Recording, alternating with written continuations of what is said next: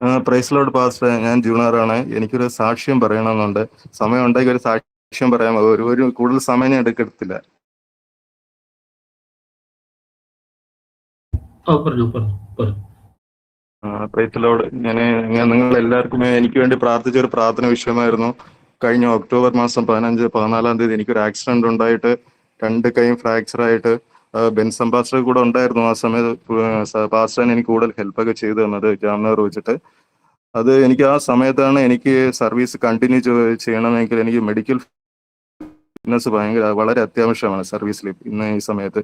ആ സമയം എനിക്ക് ഏപ്രിൽ മാസത്തിനുള്ളിൽ എനിക്കത് മെഡിക്കൽ ഫിറ്റ്നസ് ശരിയായി കൊടുത്തില്ലെങ്കിൽ അതെനിക്ക് സർവീസ് കണ്ടിന്യൂ ഭയങ്കര ബുദ്ധിമുട്ടായിരുന്നു. പക്ഷേ ദൈവകൃപയാൽ എല്ലാവരുടെ പ്രാർത്ഥനയും മറ്റുള്ള എല്ലാ കാര്യങ്ങളും മൂലം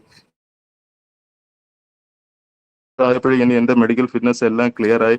അത് അപ്രൂവലിന് വേണ്ടി അയച്ചിരുന്നു. അപ്രൂവലിന് വേണ്ടി അയച്ചിട്ട് ഒത്തിരി ഡിലേ ആയിക്കൊണ്ടിരിക്കുകയായിരുന്നു. അപ്പൊ ഞാൻ വിചാരിച്ചു എന്തെങ്കിലും പ്രശ്നമായിരിക്കുമോ എന്ന് പറഞ്ഞിട്ട് ഞാൻ ഒരുപാട് വിഷമപ്പെട്ട് പാസ്റ്ററിന്റെ അടുത്തൊക്കെ പറഞ്ഞ് പ്രാർത്ഥന വിഷയത്തിൽ വെച്ച് പ്രാർത്ഥിക്കുമായിരുന്നു വിഷയം. ദൈവസഹായത്തിൽ എനിക്ക് ഇന്നലെ അത് അപ്രൂവലായി വന്നിട്ടുണ്ട്. അത് ദൈവത്തിന് എത്ര നന്ദി പറഞ്ഞാലും മതിയല്ല. മാത്രമല്ല ഈ പ്രാർത്ഥനയിൽ ഒരുപാട് ആൾക്കാർ എനിക്ക് വേണ്ടി ആ സമയത്ത് വേണ്ടി പ്രാർത്ഥിച്ചു. നിങ്ങൾക്ക് വേണ്ടി എല്ലാ ദിവസവും ഞാൻ നന്ദിയും കടപ്പാടും അറിയിക്കുന്നു.